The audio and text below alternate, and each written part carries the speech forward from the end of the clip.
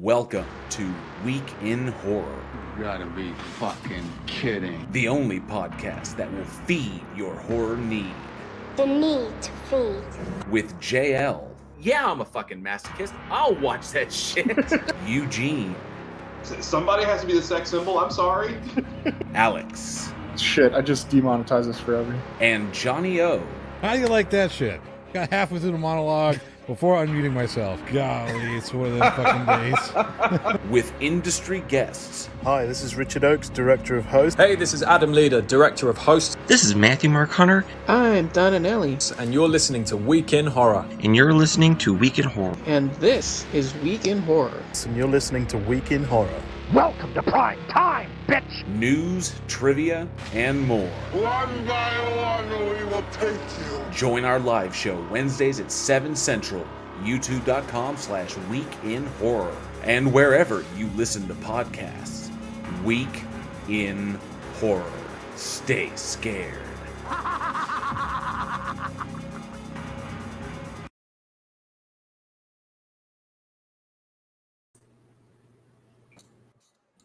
Welcome back, horror fans. It's Wednesday, 7 p.m. Central Time, and that means it's time for another episode of the Week in Horror podcast, the only podcast where everyone deserves one good scare.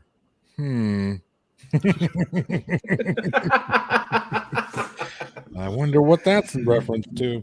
And if you're listening to us on your favorite podcast host, don't forget that you can join us here for our live show on our YouTube channel so you too can interact directly with a live chat, flex your horror knowledge, and even win some trivia prizes. Top-notch trivia prizes, if I might add. This week, we're covering select films released in horror history, October 31st through November 6th. God bless America. We're already in fucking November. Just about to be, yeah. Jesus Christ. Excuse me. God bless America. We're already in fucking November. Thank you all so much for joining us. I am not Eugene. Believe it or not, I'm actually Johnny O. Eugene looks much different than I do. Oh, shit. I missed that one in the script. Fuck. I thought I got them all. Yeah, so did I. And with me tonight are, as you can tell in the live chat, Alex and JL. Howdy, howdy, everyone. Well, the one I missed. I went through the whole thing list. It was like, well, I was like, okay, great, I got them all. Nope. Well, if it makes you feel any better, I missed it until I was reading it too. So I went and saw like the other ones. I went, look, you know, all the other breakdown spots. Like, okay, Johnny. Yep, you got him. You got them all. Cool. And then reading this thing is, aha. Oh man. So listen, I usually just read it as Eugene whenever he doesn't do it. When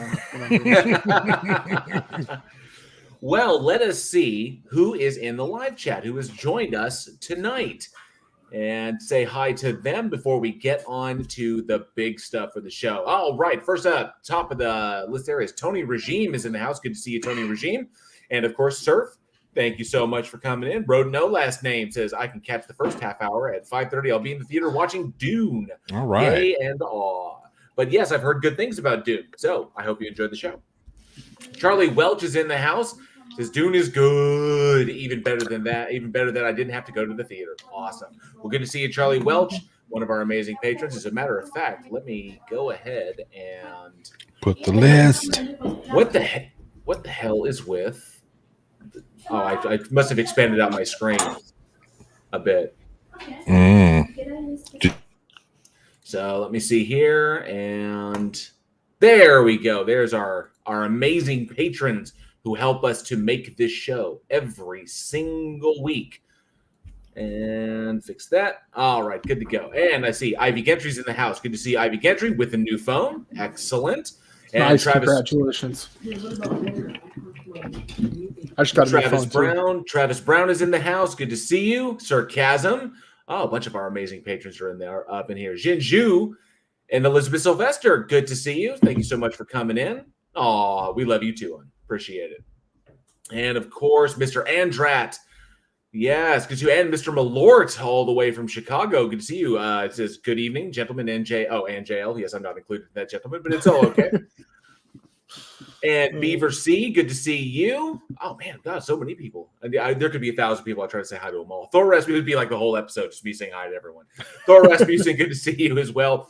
Fred. I know I'm Notch. not allowed to speak right now, but what was that Simpsons episode where they're talking about watching the original Star Wars? You remember that one? It's taking roll of the Senate, the Galactic Senate. So I know you've seen this episode. It's an episode of The Simpsons. Bart goes to watch it's a new episode 1 coming out. And it's Star Wars, the plan Star Wars, but they're doing the Galactic roll.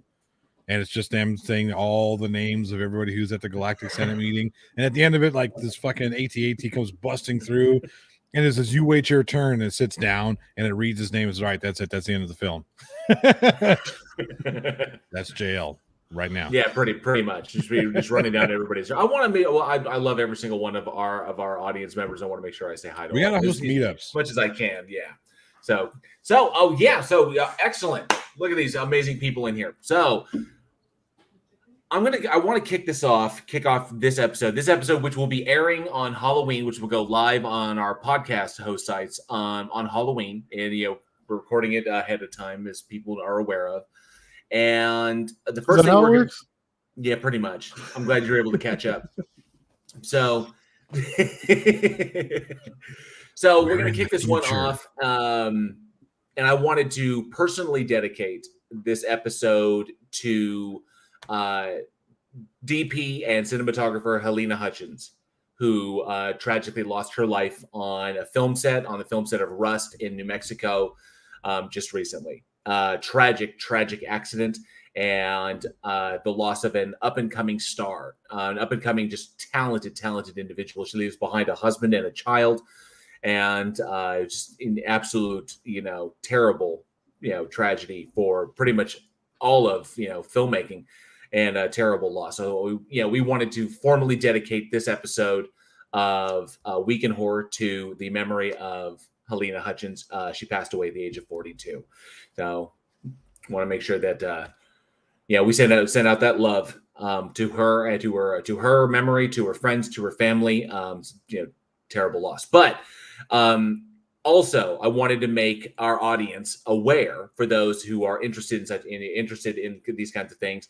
The American Film Institute, the AFI, has set up the Helena Hutchins Scholarship Fund for Women Cinematographers, which is a fund that is designed specifically to aid women in film, female or women cinematographers, that is designed to aid them in finding work and maintaining work in the industry. So the AFI setting that up to help with representation, because representation in the industry was very, very important to Helena. So we wanted to make sure that people knew about that. You can check out all information about that at afi.com, where they have that information, or anywhere pretty much. If you search Helena's name, you'll find that information there. So thank you to the AFI for setting that up in her name. I know that she would be proud of that and she would love that. Just hopefully we get something positive out of it. But definitely, we do the show for you, Helena. So thank you so much for everything that you gave to us, and the shortness of your career. And if you check out any of the stuff she's done, this girl was magnificently talented. So, all right. Now, I know that was a bit of a sad note, but as they say, the show must go on. And we will carry on. So this episode goes live on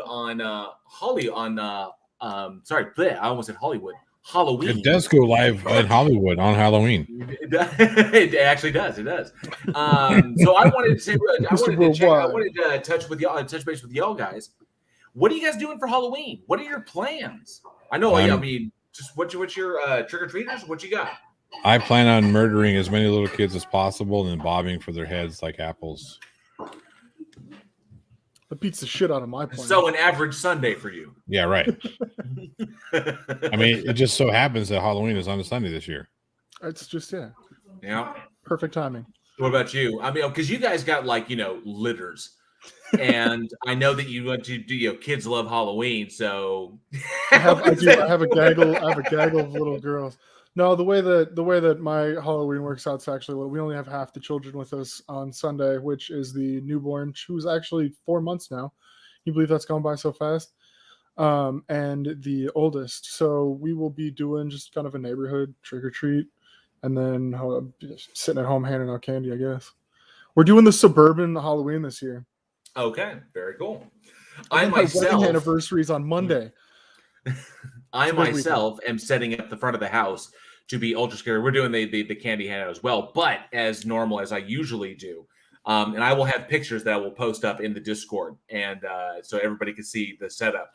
But we got the pumpkins all carved. Everything is good there. We got a mountain of candy that we're going to give away.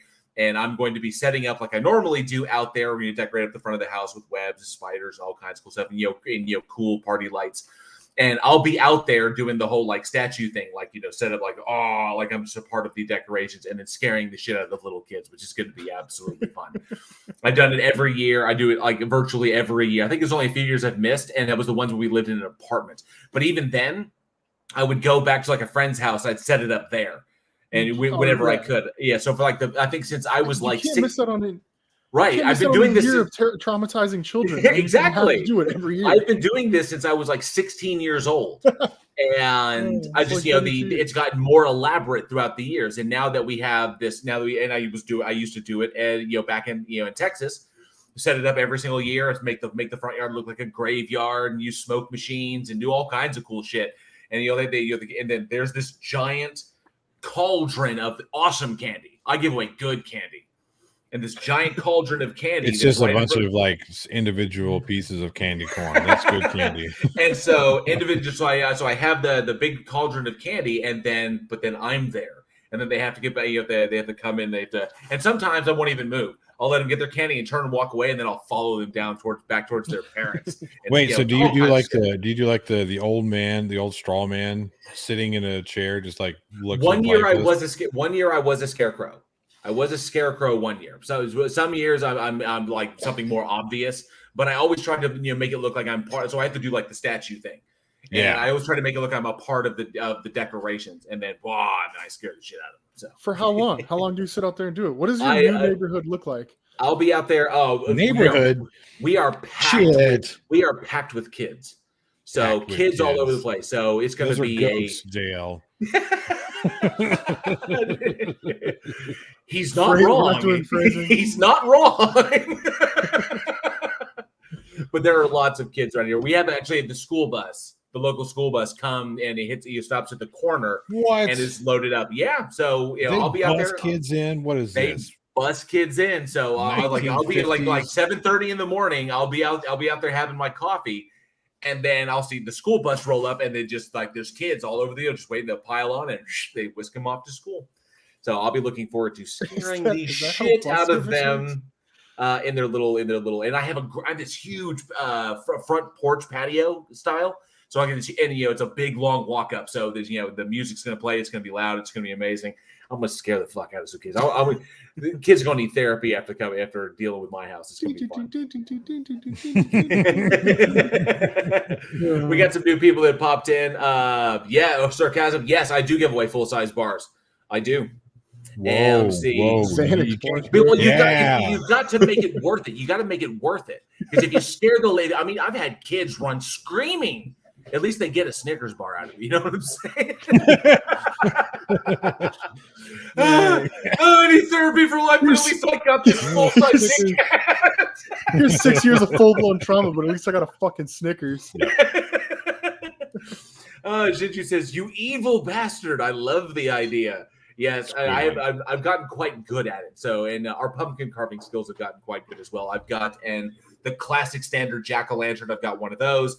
Angela carved one that has a skull in it, which looks really cool. And I carved an Oogie Boogie from Nightmare before Christmas. I carved one of those. So we got those set up. It's going to be a lot of fun. We got some new people that popped in here. Got Nerd Journal. Good to see you. Angie, good to see you as well. I think, make sure I didn't miss anybody else. Damn. No, I think we're solid. About the Dune movie. I haven't seen it yet. Charlie Welch. Now they're going to be like, honey, don't you fucking dare take little Cletus to that new guy's house on Halloween. He has a pink beard. Is that what you think Oklahoma is like? Because you're fucking right. No, that's not what he thinks Oklahoma is like. It's like that. It is what Oklahoma is like. It is what Oklahoma is like. That's hilarious.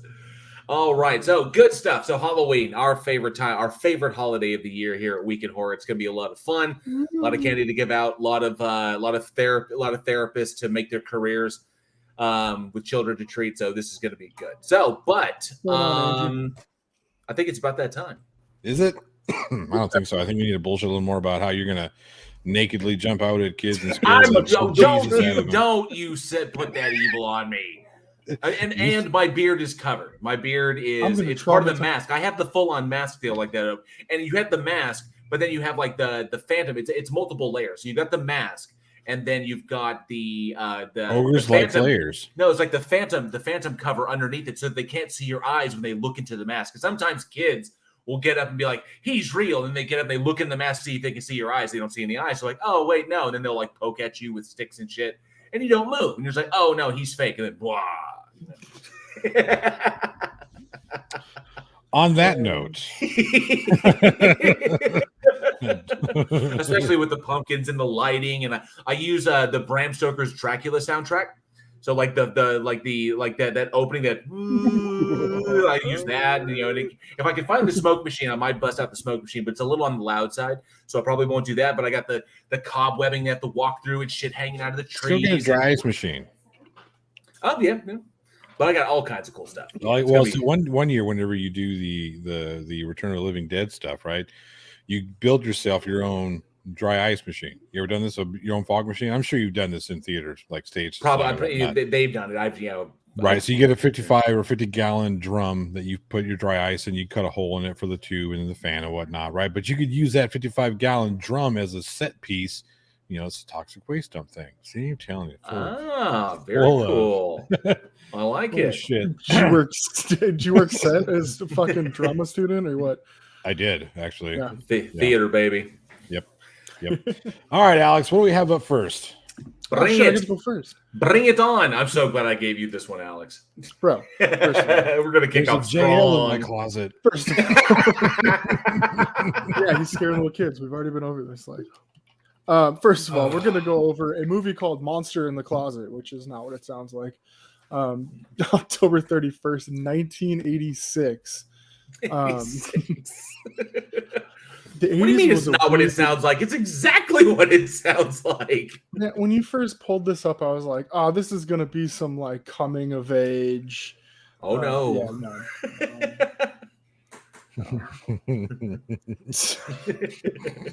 Hey, guys. I'm the monster in your closet. So, anyways, this was alongside, I found some other movies that were actually called it was like Killer Condom or something that was kind of came out with the same, not director, but the distributor of this film. So anyways, this movie was directed by Bob Dolan, starring, did we just go over this? Paul Walker's in this and Fergie. What the fuck is her name? I didn't even put it Stacey on the list. Ferguson. Stacey Ferguson, yeah. Well, how about you just go down the deal like directed, as the script says, because that's important. JL's going to be in your closet tonight. I'm going to come be the monster in your closet. Anyways, this one's starring Donald Grant and he's Dewberry. Fuck you, Claude Akins. I don't think that's her name. Henry Gibson. Huh? I don't think that's her name. Denise Dewberry. Fuck you. Fuck you. Denise Dewberry. Fuck you. Okay, go ahead. Yeah, she got married. It's hyphenated. Peter Hall, Stella Stevens. And the IMDb does say Fergie on it, you dick, and Paul Walker. You got it? You okay there, JL? Yeah, I'm good. Okay. All right, are you sure? So nobody ever asks if Johnny's okay. Everybody just assumes. They ask, where is Johnny, not how is Johnny. This movie, after a series of murders in San Francisco that all take place inside closets, a reporter and his scientist friend decide to uncover the mystery and save California, which is done so in a hilarious way. Yeah. How do you find these? Like, what is your process of finding the most ridiculous horror comedies and being like, hey, you should watch this because you're gonna pee yourself? So first, what JL does is he whips up his favorite batch of green lime jello. That's first. And it's got to be like a quadruple batch. And he makes it a little thinner than most people do, right? He wants it a little runny so he can smear it all over his body first, right? And then while what is this Demolition Man reference? How far are we going to go into a different movie? David Carradine reference, but whatever. It's a Dennis Leary reference. Well, that too, but David Carradine actually did it. Okay, gotcha. No, this movie was fun. Sorry. It was like a 50s style film. The sunglasses, man. What's with the sunglasses and the fucking plaid shirts? Because those were cool in the. Well, one thing is awesome. One thing, the big thing about it is that we don't get to talk. I mean, we don't get to talk a lot about Troma productions and Troma horror. So, and they're like, that's what they do. Night of the Chicken, Poultrygeist, Night of the Chicken Dead, Class of Nukem High, Toxic Avenger. The stuff that Troma does is it's a staple of the genre itself. And this one being produced by Troma, executive produced by Lloyd Kaufman himself. And it's a fun one. It's a cool one. Came out in '86 and was just an absolute blast. So the best, and the one thing that struck me, though, I think that would be fun to talk about is how many is it? Lloyd Kaufman. Obviously, these things are low budget. Okay, but when we say low budget, we're not talking like low budget like some of the stuff that 50 cents in a Big Mac. Exactly. Yeah. We're not talking about because come on, this is 1986. This is a Troma production. They had fucking tanks in this thing. Working tanks that they used in this movie. So I was like, what? I was like, wait a minute, this is not low budget. I was like, no, the props and everything, the things that they had going on, that shit is expensive. The cheapness comes in essentially the equipment that you're using in your film stock, which is why you get the kind of grain look, the grainy film look that that Kaufman films or essentially Troma films are well known for. But that's good because that grainy look helps to kind of mask the cheapness of the effects or the cheapness of the monster, the cheapness of chickens, bursting out of people's bodies and shit like that. So it all works really, really well. What you mean is it allows them to spend the bulk of their budget on buckets of blood and green goo. Pretty much. I mean, and it makes it a lot of fun. It's a Troma film. Makes it a lot of fun. And what surprised me with this one was how many names were in this. And I don't mean Stacey Ferguson, who would later go on to become Fergie. Yeah, because she was a nobody at the time. She's no one. She was 10 years old. Yeah, she was so young. As she's a little girl who gets eaten at the beginning of the movie, and then you've got it's like she's in there less than 5 minutes. That's her scene. She's a little girl who's like and she's a little shit of a little girl too. So nothing's really changed. Yeah, pretty much nothing's changed. Yeah, and then of course, baby Paul Walker. Wow, baby Paul Walker. He was a baby, wasn't he? Baby face Paul Walker. I was like, holy shit. But then again, you go with the adults and the adults that they have in this. I was kind of blown away that fucking Moffat was in this.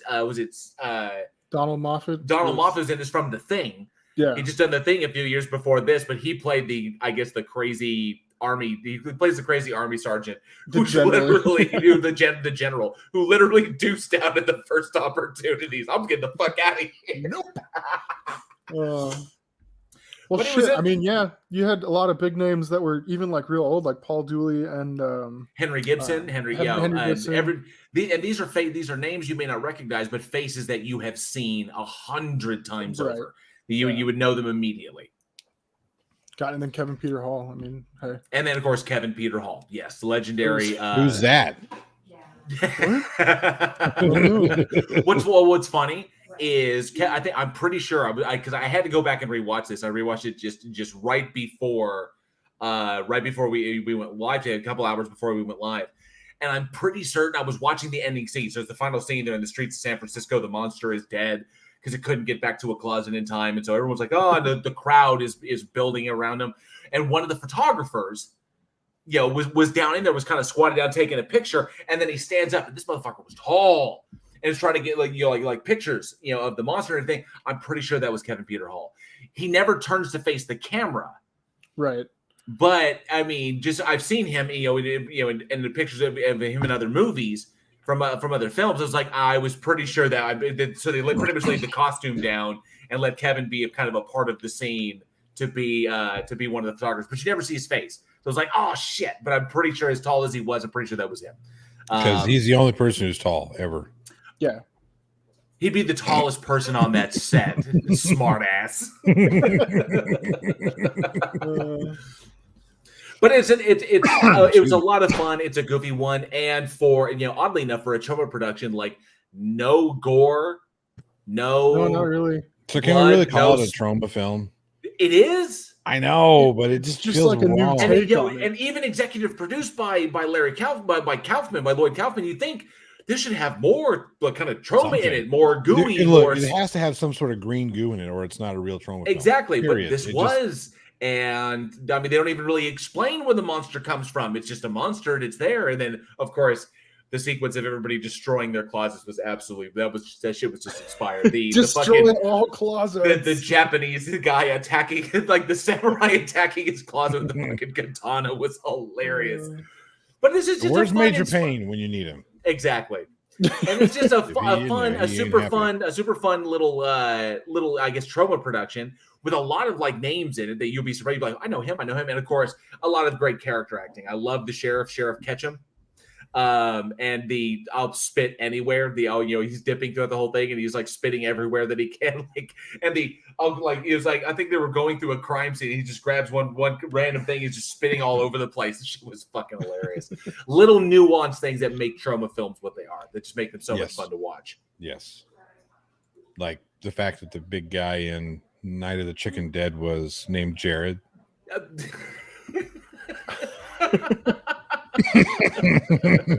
Wow. Just throw him under the bus there. So I dig.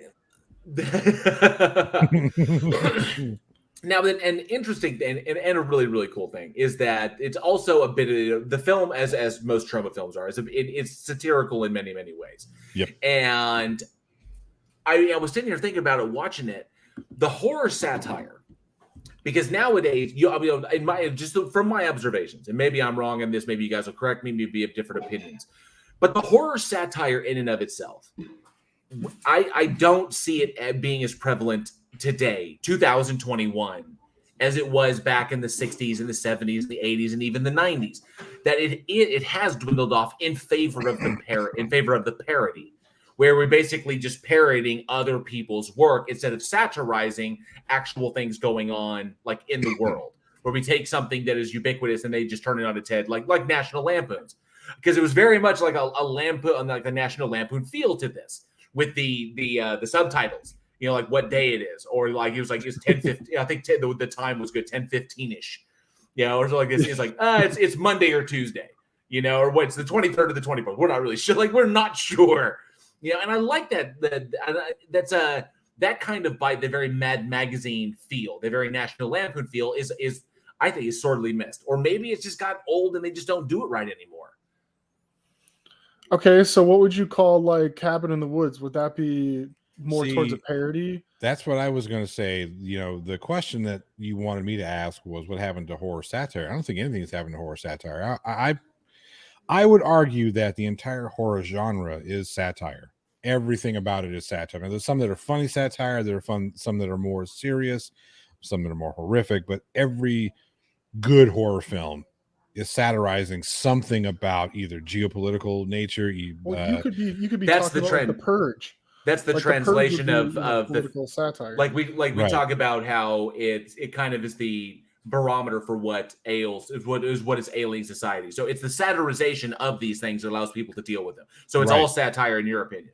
Right. That's what I would argue. Again, I know that most people will colloquially look at satire thinking it has to be funny. And I mean, not necessarily. You can have satire that's not like The Purge. The Purge is a political satire about the insanity of this type of totalitarian government coming in and saying, hey, it's cool that we go out and murder each other for, 12 hours or from dusk till dawn or whatever the hell it is.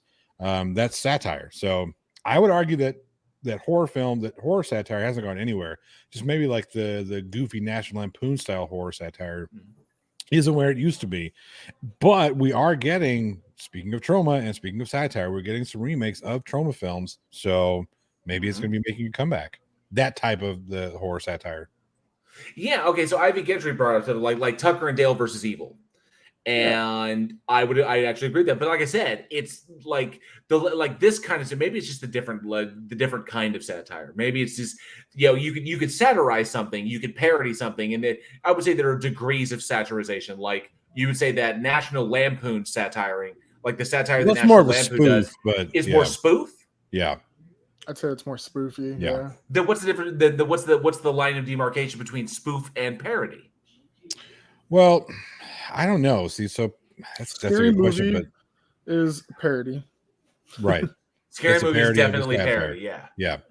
And a spoof, I don't know. I just always see spoofs be like, I look at National Lampoons. I've always thought like, so they're over the top. So what was like Loaded Weapon was definitely a parody spoof of, I think maybe you could use those two words interchangeably. Yeah. Well, I think it really depends on the time, because spoof seems more between like the 50s and 80s, and then you've got like a lot more parodies from like the 90s to the 2010s, and then you see more kind of like people really digging into like especially political stuff kind of up until now with stuff like The Purge, and they've got a Purge TV show, and Okay, so I'm sorry, Scream. Alex. I'm sorry. go I didn't mean ahead. to interrupt. No, please continue. I'm sorry. No, I was just saying, I think they're kind of broken up into eras. There was like a time when this was funny, and then it kind of evolved into parody, which kind of evolved into satire. So a spoof would be like, okay, so like I said, National Lampoon's Loaded Weapon 1 is a spoof of Lethal Weapon. So what they did is they took Lethal Weapon or that buddy cop type, and they that just subgenre, yeah, that genre, and they took it and like mirrored it only with a distorted mirror, right? So it, when you're watching Loaded Weapon 1, you're watching something that is talking about Lethal Weapon. You just know it. A parody is where you imitate a film style or imitate a style and kind of satirize that way. So that would be a parody. So a parody is not a direct imitation, whereas a spoof is a direct imitation. Okay. So okay. Yeah. Like Travis Brown says, Mel Brooks films are spoofs. I don't know. Yeah, I mean, some of them are spoofs them for sure. Yeah. Yeah. Blazing Saddles, and I think that's that would be more of a parody. Or what about, or how about Airplane? Airplane could be a spoof of disaster film or parody of disaster films, because I don't know if there's a specific film that you could look at. Reference one movie. Yeah, and then of course, if you want to go back to the 80s, you got a movie like Student Bodies, which that movie felt like it should have been National Lampoon. This should have been National Lampoon Student Bodies. I mean, that was straight up National Lampoon style. But then you got a movie like she put here, Hot Shots. Yeah. Well, see, Hot Shots was that you can call that a spoof of Top Gun. Oh, okay, spoofing that. Yeah. Okay, what about the movie Cuties? If we're going to keep it on horror, No, Cuties. That's which one was that one? That was that's the zombie kids. Yeah, or Cooties, not Cooties. Sorry. Cooties. That's a different subject for someone else to talk about. I've got a bag of little oranges on the fucking counter. It's the last thing I saw before I came on film. Okay. Little cuties. Yeah. Dangerous hashtag there, my friend. Yes. Gotta edit that shit out. That's on the internet forever. Anyways. Oh, Dracula Dead and Loving It. Yeah, Glober Mom brought up Dracula Dead and Loving It. Yep. Yes. Rambo even. Let's dissect that a little bit. Well, I think you meant Cooties with Elijah Wood and Rainn Wilson about the kids turning into zombies. And is that a spoof of? Because I mean, I didn't think it was either. I thought that was just a straight up horror comedy. Yeah, you could call that a horror comedy or even a parody of the zombie genre. They just all happen to be kids, right? What kind of made it funny? It was hilarious, especially when they're out there having recess with body parts and shit, which was hilarious. Exactly. So it's an imitation of a film genre, the zombie genre, but it's funny-ish based on the fact that it is little kids that are playing dodgeball with skulls and baseball, and skip roping with intestines. Tony Regime says, "Don't forget Repossessed." Yes, Repossessed was fantastic. Yes, it was. But yeah, it was interesting. It's maybe it's kind of like a subgenre that, or I would say maybe it's a filmmaking style that not a lot of people grab because the audiences are niche, and they're not mainstream. this kind of filmmaking isn't mainstream. So you know that Lloyd Kaufman could spend the money to make a movie like this, and there's enough people in that speaks that niche that he can make that money back. But he's not going to blow up a production to huge amounts because there's no way that small niche could possibly get any kind of return. So maybe it says it, or in essence, it's for some filmmakers and not for other filmmakers. That may just be what it is. But I've just seen maybe because the mainstream is the mainstream is overwhelming the genre a bit, and there's so much that it kind of is maybe it's beginning to really overshadow indie film, and we're just not seeing it like we normally like we would back in the 80s and the 90s. So take a look. I kind of look at it from look what happened with music, right? So the 80s is a genre where everything started. I mean, everything was individual, right? Not individual, but like if you look at genre films, right? You had films that were strictly horror films. You had films that were strictly action films. Now, there might have been some scary stuff that would have happened in an action film, but it might have been some action stuff that might have happened in a scary film. But the horror genre, even with all the subgenres, they were still very much horror, action, comedy, romance, etc.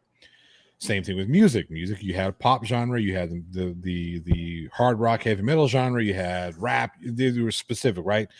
And then all of a sudden, something happened at the end of the 80s, the 90s.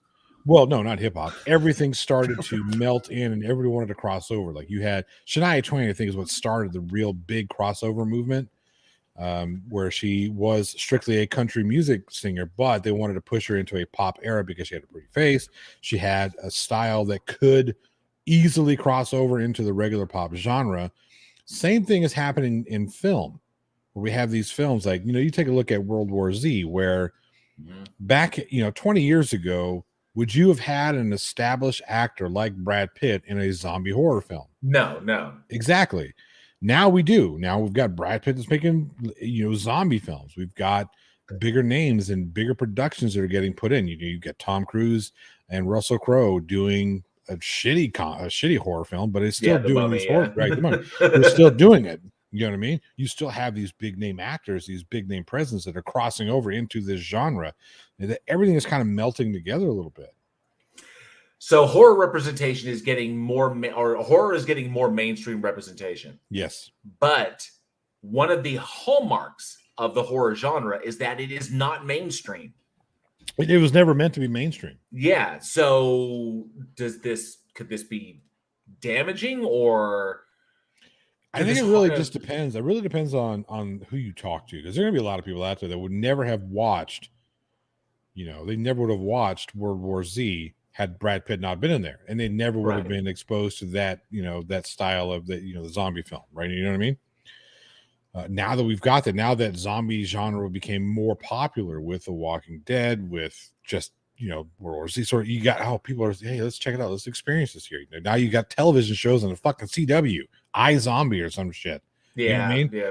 All kinds of shit. So I mean, everything is just starting to get smoothed out. Some people say no, it's diluting the iZombie, the CW shit. It's ruining the genre because it's not meant to be something. We weren't supposed to be able to turn on what we all see as a family friendly network and look at zombies, zombie film or zombie productions. It's not supposed to be something that happens. We're not supposed to see slasher on, fucking ABC Family Night. That stuff just wasn't supposed to happen. You had like your kiddie movies, but that was different.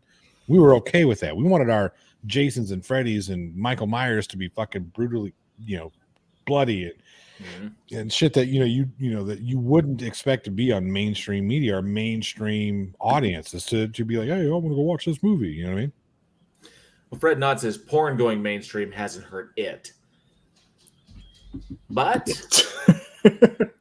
dude, I mean, you're not wrong. Yeah.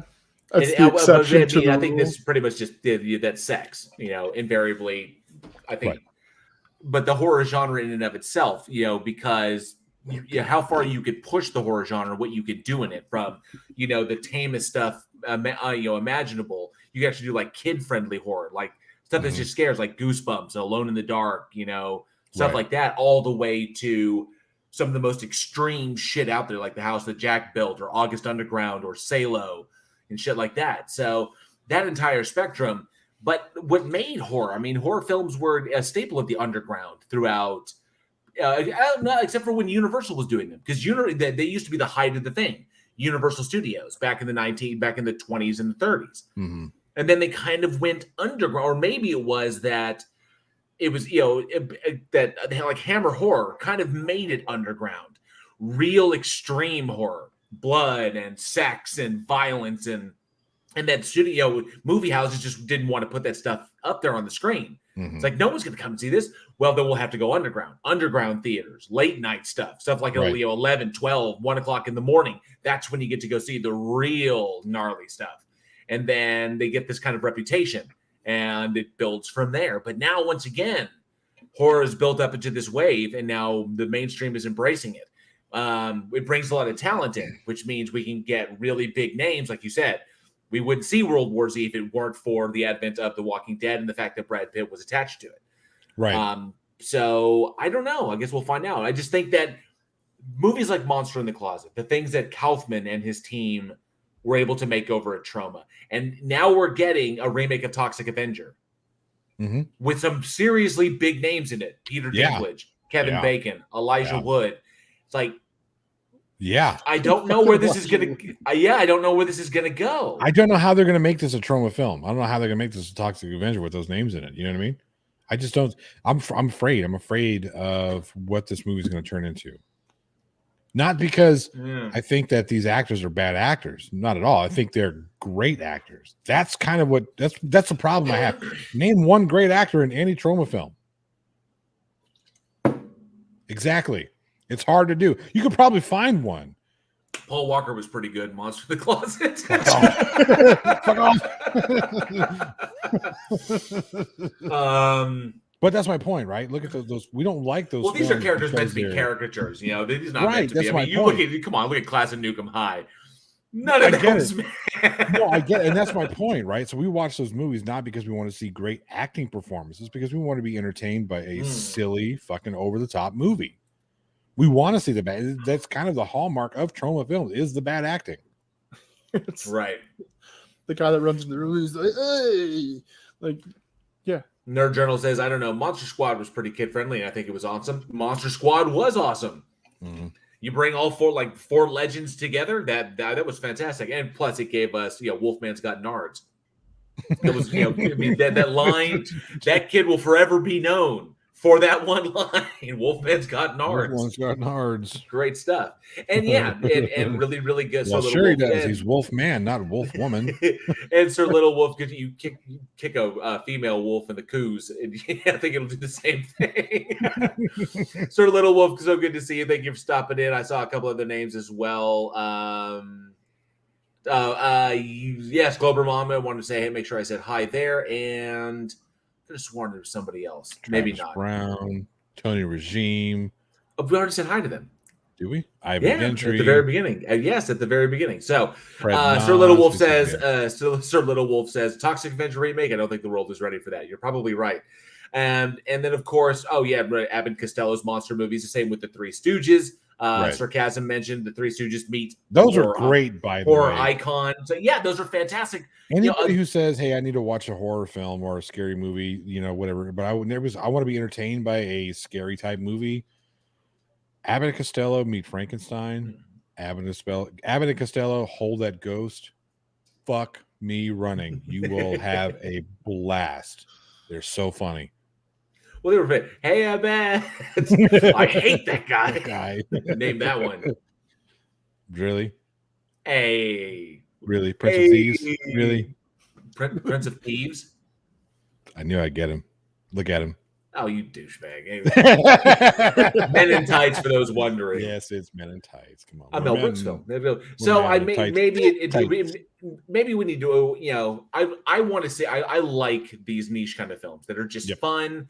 They're goofy. It's just a fun, good time. There was nothing essentially bad about. There's nothing bad about the movie. The film itself, you can tell it's cheap, but it's meant to be the way. It doesn't take itself too seriously. There's a lot of funny moments in it, and unfortunately, maybe the mainstream jumping into this and taking the stuff. Maybe it's a good thing. Maybe it's a bad thing. I don't know. But I just see maybe it's the prevalence of mainstream the kind of like, the mainstream machine taking these films and doing this, we're not getting the punch that it used to have, like back in these days. So I don't know. Here, let me ask you this though: with the advent of like Netflix and Hulu and Prime Video and Paramount Plus and all these streaming services, couldn't there be good movies like this out there that have just gotten lost in the mix that we haven't found yet? They're probably not being watched. They're not getting pushed to the top of the page because they're not getting watched a lot. Right. And that was like cult films like this are like they're supposed to be underground and you used to be able to find them because there wasn't so many of them, but there's just so damn many films on Netflix and Prime and all that. I spend way too much time in the basement of Amazon Prime, seriously, looking at all the horror films that never saw that. They're not. There's no marketing. It's like, well, what's this? What's this? Oh, but then you pick one and it's like fucking amazing. Like sweet fuck. There's some but that doesn't happen as often as people think it does. It doesn't happen now. It doesn't happen all that often. Dregs. You get a lot of dregs. You get a lot of shit. Yeah, absolutely. I have seen some shit that I could have shot better. I mean, white. Man, my wife picked a movie the other day. There's some Ghostbusters. Come on, man. Come on. So yeah, I've seen some really, really just atrocious. It was like, what the fuck? What is your monster made out of a garbage bag? Come on, what are you doing?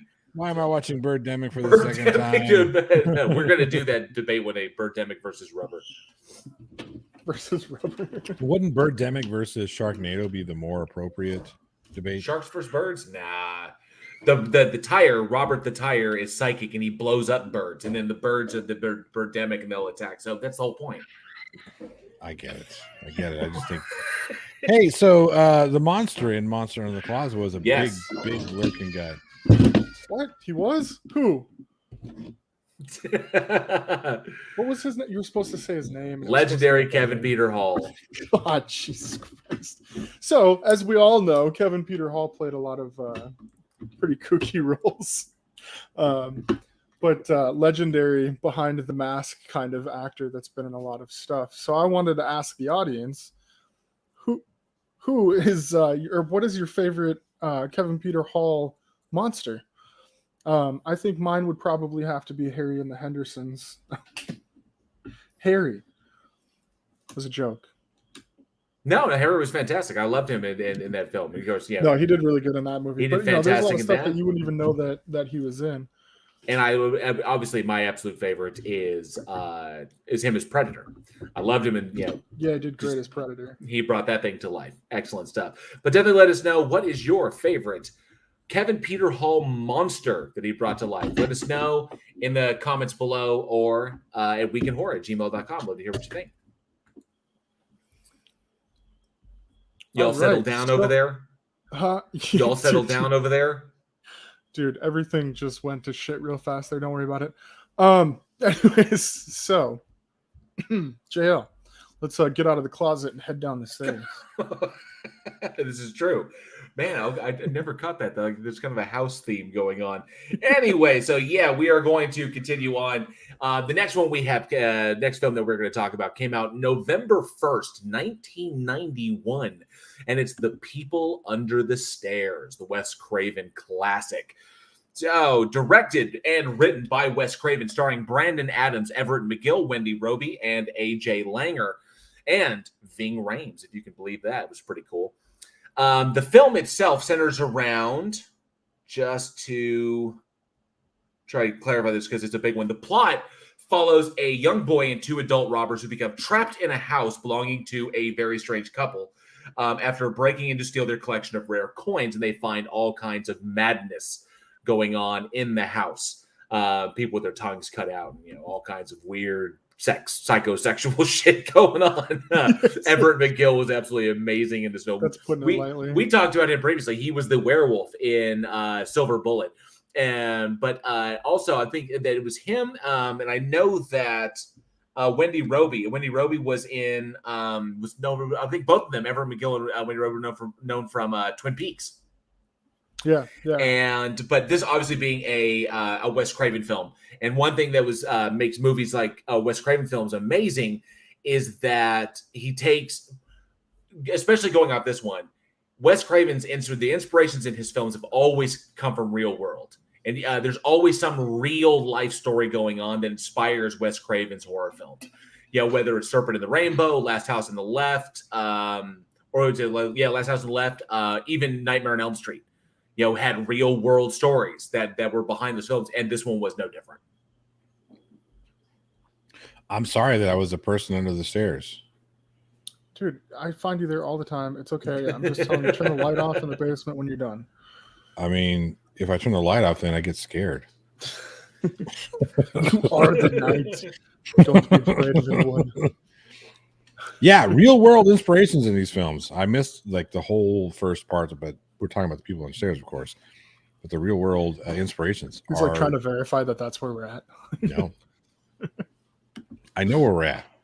Okay. I know where we're at. No, but yeah, I think I've always found the reason why Wes Craven's films were at least successful in the way they were is because they were based on at least some sort of he always did like this in-depth research on his scary stories. Like you talked about Nightmare on Elm Street, there are a bunch of different things that influenced that. There was that, was he Colombian? A Peruvian kid who wouldn't go to sleep because of night terrors? I think it was it South American or was the kid? It was an Indian. I can't remember. I'd have to look up the I can't remember exactly, but I know that it was a kid who, again, because of night terrors, would not go to sleep. So he kept himself up. He kept a hot plate and like a fucking coffee pot and all that shit to just make sure he would not go to sleep. And eventually he died because of it. And then there was another one where people were just randomly dying in their sleep. And Wes Craven read that story and put that into him. So I forget what was the inspiration for People Under the Stairs.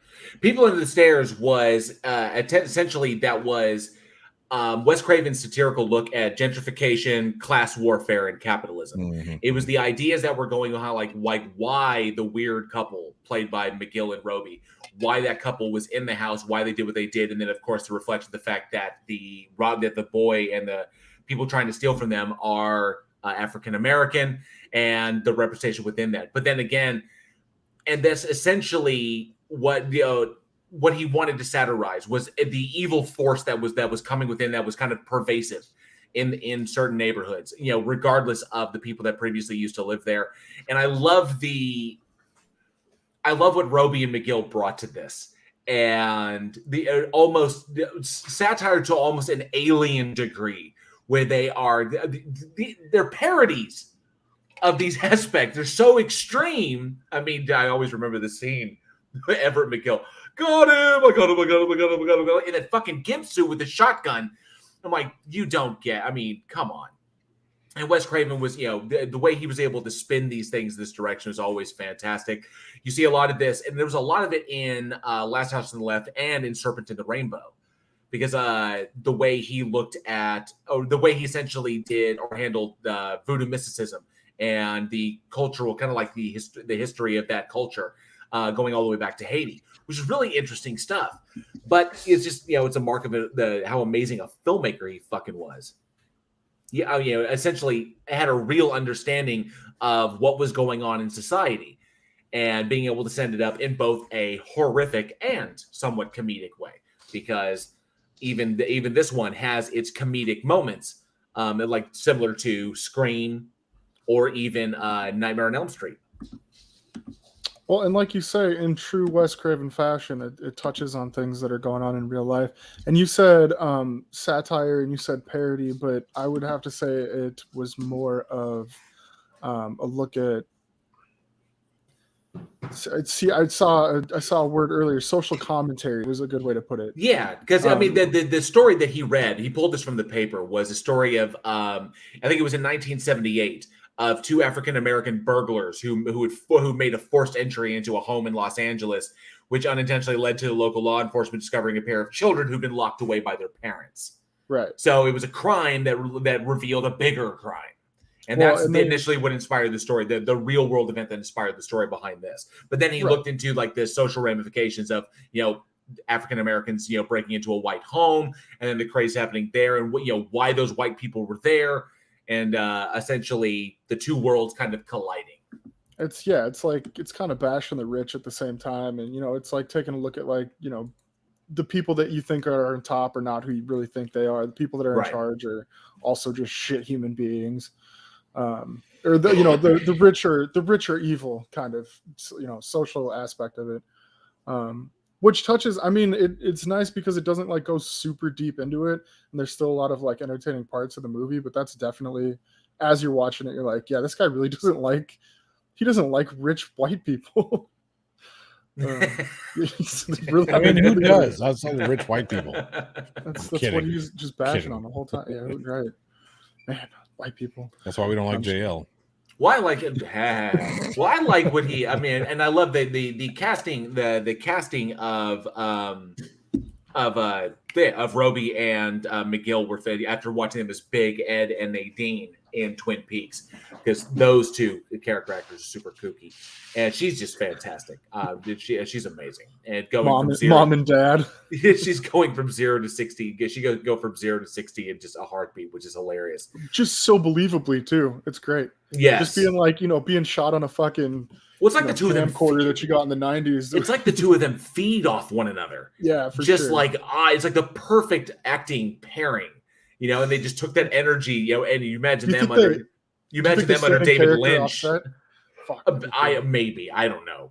I mean, it would be awesome if they did. But imagining them, I mean, the Twin Peaks, we got them under David Lynch. Now we get them under Wes Craven, a real horror, I guess a horror auteur, and he can really bring out what he wants in them, which is a lot of fun. And then, of course, and that was the big thing that got me. And what I loved going back to this one is, I mean, everything that went in this is such a phenomenally classic Craven film. And I don't often, because of the prevalence of Nightmare on Elm Street. And I wanted us to talk about this one because Nightmare on Elm Street gets so much of Craven's, essentially of kind of like Craven's rep. He's the guy, he created Freddy Krueger. Yeah, it's true. He created Freddy Krueger. That's the big franchise next to Scream. Okay, and then so you've got Nightmare on Elm Street, you've got Scream, but there are movies that he did that are absolutely phenomenal that were quite impressive. Shocker, Serpent in the Rainbow, This People Under the Stairs, Last House on the Left. There's so many classic films, and I think that this one, because it's not so extreme horror, it doesn't have it's got some crazy shit in it, but in this particular one, this is really more just like zany, horrific characters. Doing crazy stuff. And I don't think it gets the attention that it deserves because the acting is phenomenal. I mean, for only a $6 million film. I mean, don't you think that all of his movies are zany characters doing horrific things? I mean, if you look at it. No, I wouldn't say that about Serpent in the Rainbow or about Last House on the Left. I mean, what happens in Last House on the Left? It was a rape and revenge film. Okay. And had what kind of people in it? But those characters there were not like crazy and zany. I got this one. They were not characters like in this film. Well, no, but not necessarily to that degree. Not that's what I'm saying. I think all of his characters are especially his horror icons are varying degrees of crazy and zany. Okay, so if you look at Ghostface and you look at you look at Krueger, right? And I guess you could kind of say that about the evil Bokur and Serpent in the Rainbow. Definitely Shocker. Yep. I mean, I can definitely see that about Shocker. The inmate who went actually played by Mitch Pileggi, which is pretty badass from X-Files fame. But I could definitely. I mean, I guess. I mean, it seems to be kind of a trope that he likes to use. Maybe the over personification of those traits in the characters that that are doing these horrific things. Oop. Smack that mic. Hit my mic. Damn. Tell that mic what's up. Fucking mic. Oh man. I'm getting just licked to death over here by this dadgum puppy dog. Yeah, that's what we'll call it. That's what he is. He's a big puppy dog. I don't know. This one, it was good. They had some good lines in it too. Are you okay, Joe? He's like writing a fucking novel over there. So I literally. There was a line in this with Fool and Alice that Fool was like, "Well, I don't want to go in. I want out." And Alice is like, the fuck did she say? Sometimes in is the way out, or whatever it was. There was some lines in this movie that you were like, what the fuck are they talking about? But definitely Wes Craven-esque dialogue in this movie, and the acting was actually pretty good in it. A good stuff goes out. I mean, Sean Whalen, who's a brother to Frank Whalen. I think more people would probably remember Frank Whalen from his career was a little bit larger than his brothers. Sean pretty much stuck to B movies. It's very similar to like Ron Howard, Clint Howard kind of relationship there, or like James Gunn and his brother Sean Gunn. Whereas Sean Whalen played Roach, the tongueless kid, and doing his physicality was amazing in the film, and I loved his the aspect of the thing in the wall, kind of what they referred to him as. But the characterization, everybody was great. They had an opportunity to really, and it was nice to go back and watch Ving Rhames in a very early role. Just a lot of fun. That's what's fun about these particular ones, and it has a relatively happy ending. Relatively kind of, but still one of an excellent film, and of course the upcoming potential remake. I'm not hearing a lot of movement on it. But it was talked about a while ago. I mean, I remember when this was on a list of movies that Jordan Peele was going to do. I think he's still going to do it. I think it's in production. What was that new one? What's that new one he's got coming out that we were talking about that one day with the not so explanatory? Well, there's the Nope. There's the movie Nope. But this one, but Monkey Paw supposedly is going to be doing a remake of this. I'm not sure if it's. I don't remember if the poster that I saw was like a fan crafted one or not. But I'm curious. Given that the cultural point in time, because this was given the time that this came, given the year this came out, 1991, early 90s, concepts like this, the idea of gentrification was a serious topic in some areas in major cities across America. This concept it's not as prevalent today. So trying to repeat these themes in something coming out 2022 or 2023 would seem to me to be very, very difficult. So there might be a change. You don't think that they could still play on that the class warfare system? You don't think that? I think the class warfare thing. Maybe really. The topic okay, you're breaking into a topic here that is. Do we want to address it in that fashion? Is it? Well, but ultimately, that's what People on the Stairs is about. Agreed. It's about the divide between a certain type of people and another certain type of people. And I think with the goings on, especially with the political climate in the States, I think that that would be. I could totally agree with you. There's places in the world we don't see it as much down here in the South, but there's stuff like in the Midwest, even Chicago specifically, where you've got one group of people trying to make everything all nice and pretty. You got one group of people trying to keep everything the same as it used to be, and they really butt heads a lot. It happens in the Midwest a lot because there's not so many people. And the story's so relevant. It could be absolutely. Yeah, I think it's more prevalent now than it was before. Exactly. Yeah, because we're trying. So this story is kind of like the story of racism. And hang on with me on this one here. Like, we think that because we passed the civil rights in 1964 that all of a sudden racism just went away. No, it changed. The same thing with this type of story. The same thing with the clash between the upper class and the lower class. Well, now the upper class is getting that gap is becoming much larger. And it's a lot more noticeable, but we want to act like it doesn't exist anymore because you make more money than you used to. Wages are income. Like right now, my wife and I we put together 6 figures between the two of us. Had we made this money back when this movie came out, we'd be living like damn near like fucking kings and queens. You know what I mean? Seriously, yeah. Nowadays, I mean, it's like that just pays the bills at this point. Yeah, right, exactly. Yeah, it's true. So I think that it's still a very relevant story. I think that Jordan Peele, specifically would have no problems telling that story in an updated route that's going to be. I mean, you look at like a movie like, I know it's kind of off. It's a long shot, but Don't Breathe. You know, you're in a house. Somebody knows you're in the house, and they're going to attack you if they find you. You know, it's like, it's not like it hasn't baby been done. baster. Gross. But no, seriously, like it still plays off of that. You know, you could modernize that story. We've seen something kind of similar already recently. So yeah, you could take that and make it like a satire. Like, yep. Yeah. Interesting.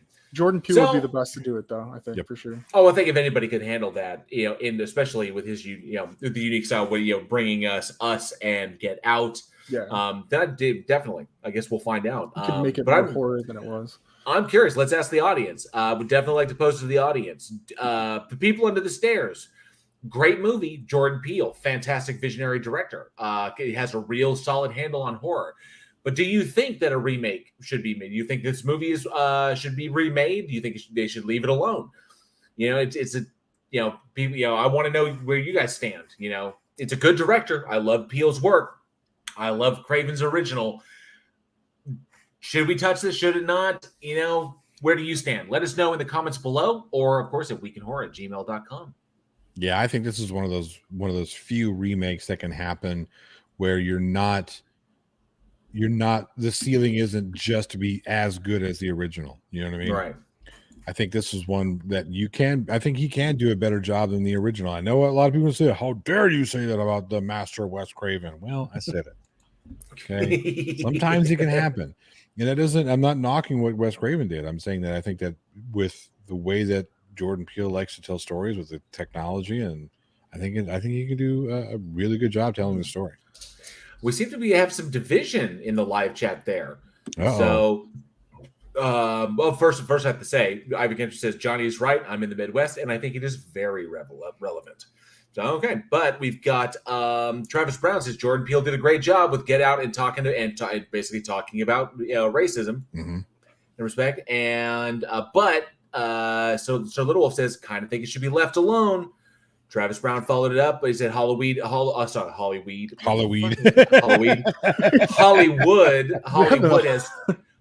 has too many remakes, so would not touch it with a 10-foot pole. But Ivy Gentry says yes. So there's some division there. I guess we'll find out when they come along. You know, it could be amazing. It could be Rob Zombie's Monsters. I guess we'll find out. Oh, fuck.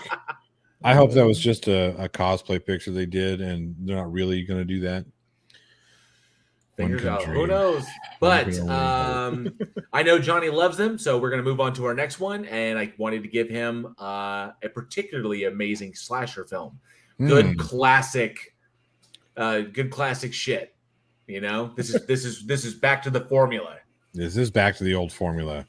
All right, in 1981, hey, that's the year I was born. We have The Prowler, also known as Rosemary's Killer and The Pitchfork of Death internationally.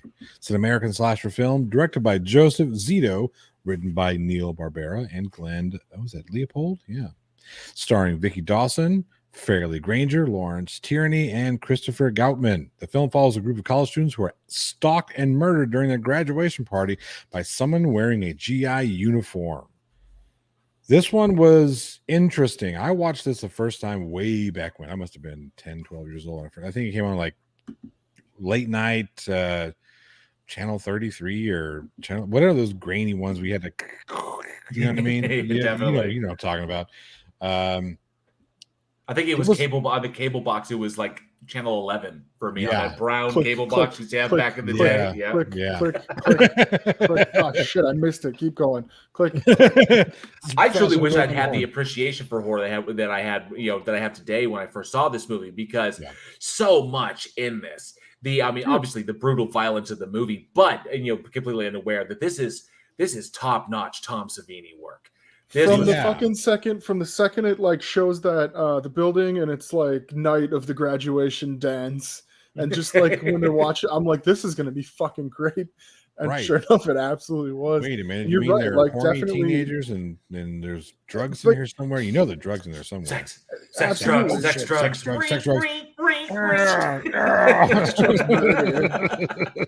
I've got my slasher boner. This one, and it's such a weird time too, because in '81 it was like it was the graduation dance, it was the high school kids, and it was the revenge murder that he's like trying to recreate. But then in the same year, you had movies like Student Bodies come out, Graduation Day, Final Exam, like it was Night School. For whatever reason, this year was like it was all about the the school. There were a lot of cheesy, right. I would say 79, 80, 81, and 82. Yeah, it was all the high school like stuff. That 4 or 5 years. Like 5 years. The turn from 70s to the 80s was just saturated with killing teenagers or teenagers. Yeah, right. Yeah, the world was mad at teenagers then. What the fuck was going on? That was, yeah. Well, it was a turn of a century. It was the end of one century going into another century, right? So it's always hot topic. Like, oh my god, you know what I mean? I remember half the world doing fucking cocaine, half of them fucking killing teenagers in 1981. Yeah, that's about right. And some of the teenagers are still doing cocaine, so you know. But these are, I know that JL particularly loves these guys because he loves a good slasher film. Yes. This particular one. There you go. That's it. Yes. Yes, I do. Yes. I do love a particular one. But what's the one thing that got me on this one is I honestly think, even though the Prowler has a magnificent cult following, that this film in and of itself is really, really overlooked. And I don't think enough people are. I mean, no, big horror fans like us, we are very well aware of it. But I don't think enough people are aware. They're not, the mainstream is not aware of this film like, Friday the 13th or Nightmare on Elm Street or Halloween. You don't see someone clamoring to make to do a remake of The Prowler, which is weird because everything about this movie is essentially everything that works throughout slasherdom. The killer itself, the storyline is fantastic. It's reasonable. The effects, Tom Savini was on. I think this dude was peak on this one. He just got into his zone and he just cranked it out. Maybe they just said go fucking nuts. Yep. And he got to really, I mean, the pool scene itself was absolutely brilliant. How they pulled that off, but everything in this and the almost ethereal and kind of dreamlike state in which everything was shot, it had kind of like that filtered look. Yeah, yeah, very stylized. Yeah, very stylized. Very, just a wonderfully done slasher film with good acting, fantastic special effects, great cinematography, direction. Everything about this one hits on all cylinders, and yet nobody fucking knows about it. And I did some research into why that was, because you're absolutely right. It was so good. And like, why wasn't this out there? And like I was saying, there was a lot of big name movies that came out, and there wasn't much as to why this one didn't do as well as the other ones. And looking into the time frame, kind of coming to that weird time where serial killers were glamorized on the news and stuff like that. But it was like the Graduation Day, Final Exam, Student Bodies, Happy Birthday to Me, Hell Night came out that year. They all had cool names. And then you had The Prowler, which was kind of like, it made you feel funny. The name doesn't it doesn't ring like the other ones do. So it's like, I'm looking in your windows. And just the stuff that was happening around that time might have played a role in that. But yeah, there's really not much as to why this one didn't do as well as the other. Well, this one got hit with heavy censorship too. Oh, big time. Yeah. Yeah, because of all the VFX and whatnot. So I think what Alex is talking about, the fact that it got slapped so hard with heavy censorship, especially internationally, so much so they had to change the fucking name of the film. Right. I think all these kind of hurt the oversaturation of the genre. All these things kind of hurt this film ultimately, and it is if you have never seen it, I think it's on Prime. Is it on Prime? Where to see it? I think it is Prime. I rented it off of Prime. But I would suggest anybody who's looking for something cool, stylized, I would go watch this movie. And a ballsy film. I got to give it this because one did take a lot of risks. This take, and especially because, and this film is, it's old enough. I think I can talk about the killer in and of itself. There's no spoilers on this one. Yeah, this is a 40-year-old. Fuck, It's an old birthday, but the idea, because when we look back, on our history, the villain of itself, like the killer in itself, is a veteran, and putting veterans in this position worked kind of like, you could say maybe Vietnam, maybe Korea. It's a World War II veteran, the Greatest Generation. And making a villain out of someone out of the Greatest Generation was ballsy as fuck. But it allowed us, as a storyline, to go into the horrors of that and the lasting impression that war has on our society in and of itself. This was compelling storytelling because we just don't look at that. We try to idealize the Greatest Generation and the struggles of World War II and the struggles of our nation and the people that were directly involved in that conflict. We idealize them. This one turned it on its head. And so here's a fun part about that, right? So yes, he was a World War II veteran, and maybe that the fact that he was of the Greatest Generation, maybe that played in there too. But if you take a look at MASH, right? I know this is going to seem like a weird caveat, but take a look at MASH. MASH is based during the Korean War, but we all know that it's talking about the Vietnam War, right? So the same thing could be said about the Prowler. That look at the dangers of this. Oh, look, it's the Greatest Generation talking about World War II, but really we mean the Vietnam War, because it was at the end of we were kind of Vietnam was really ramping down, but things were kind of getting really weird with Russia and Afghanistan and in the Middle East at that time. So there's a lot of things that kind of built on that. Let's take a look at the Greatest Generation. We're going to use the Greatest Generation to speak on all these goings on with what's going on in Russia, what's going on in Afghanistan, what's going on with the Vietnam. The end of Vietnam was only 6 years before this, right? It was exactly. 75, the fall of Saigon. Right, exactly. Right. And that's the official end of the war, but we were still bringing soldiers out, and so there was still weirdness going on with trying to establish which government was going to be part of the North and part of the South, and then how Vietnam itself was going to work. And then now how's Korea fit in this? How's China fit in this? Now Russia's starting to get all up in their business, and that whole thing. So they were using a World War II veteran in order to maybe, hey, look, that could have been the conversation. Seems to me that it was a good vessel to have that conversation about.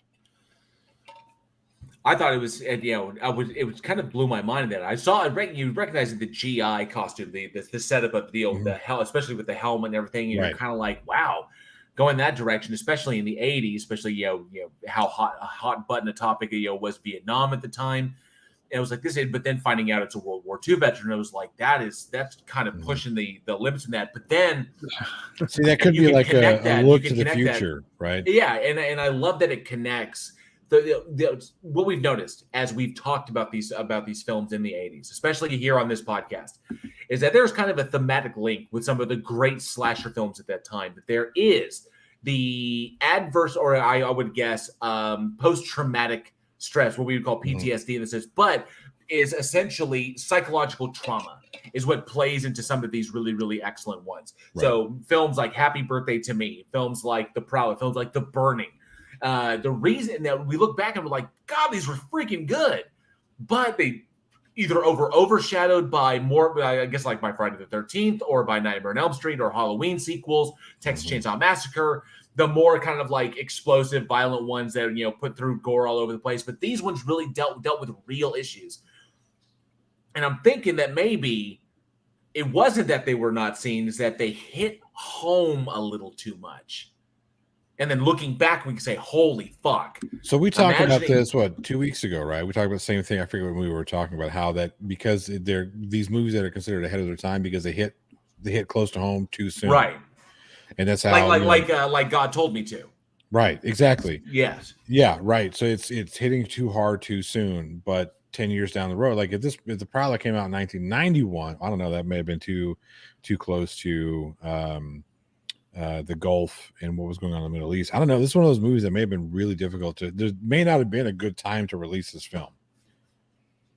Because again, you look at the what's going on with the Prowler when talking about PTSD or the break of that, because obviously the idea there is that the guy has had a mental breakdown because of his participation in World War II.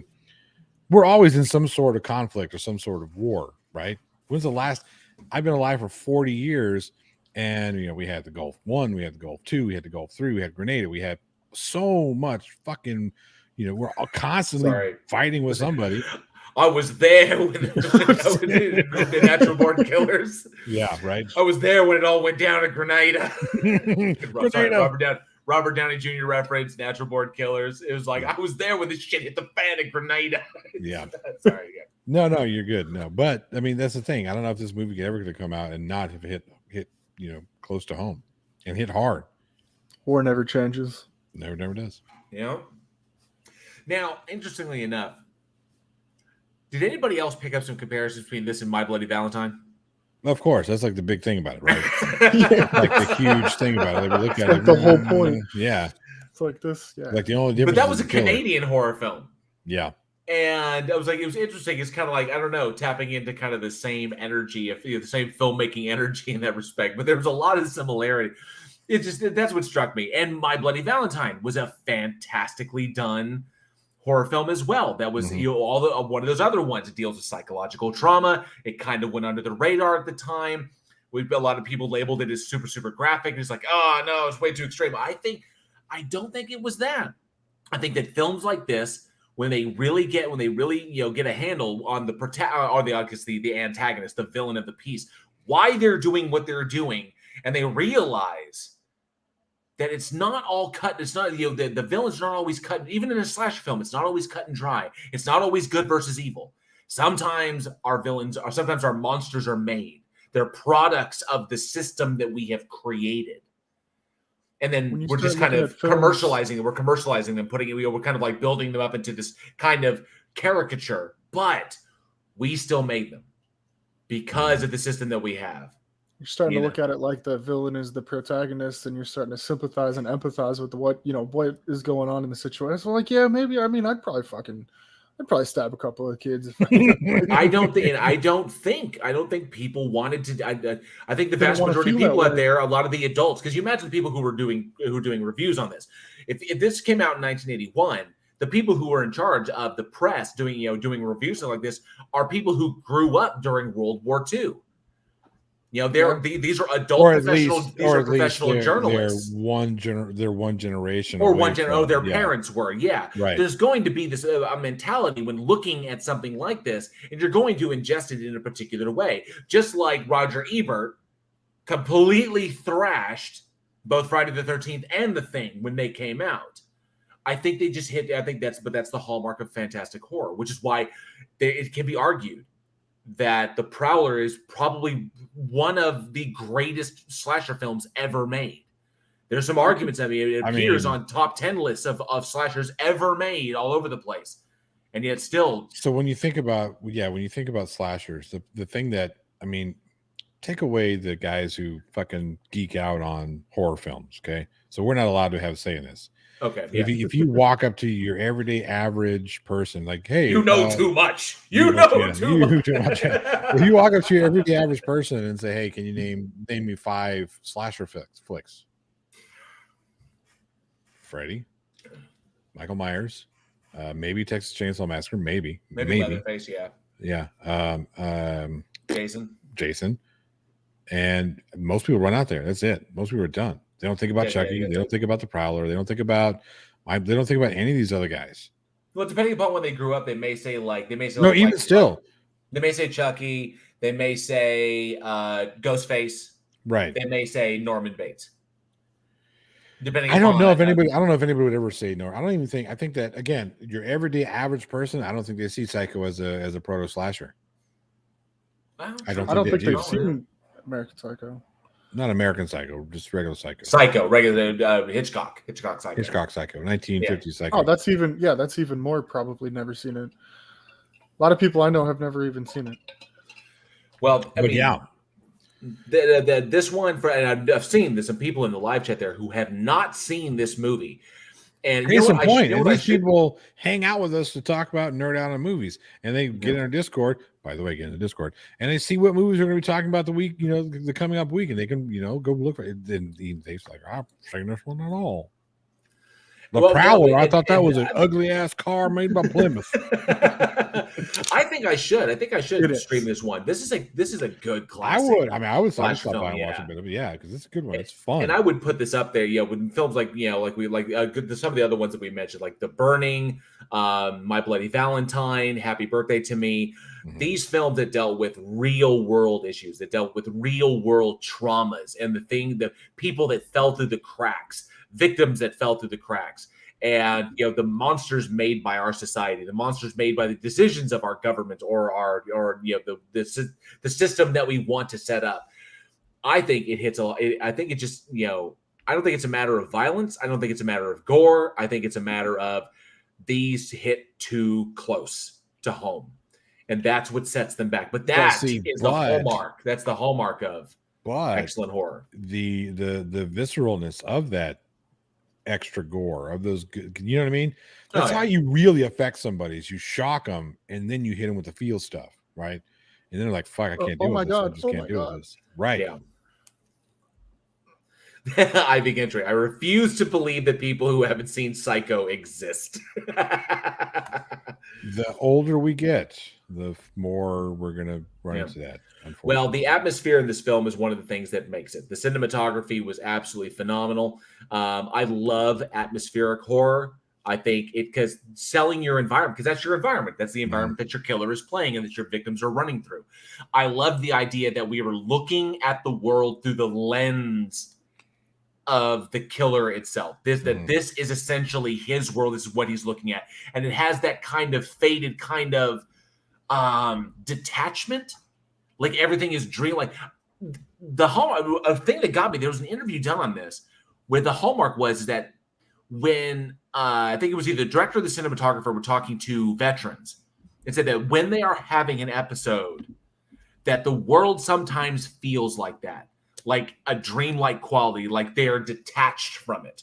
And it's a replication of when they're in the middle of combat, that's what they had to do, that they had to, detach themselves, disassociate themselves from what was going on around them so that they could deal and they could keep moving, they could keep working, keep fighting.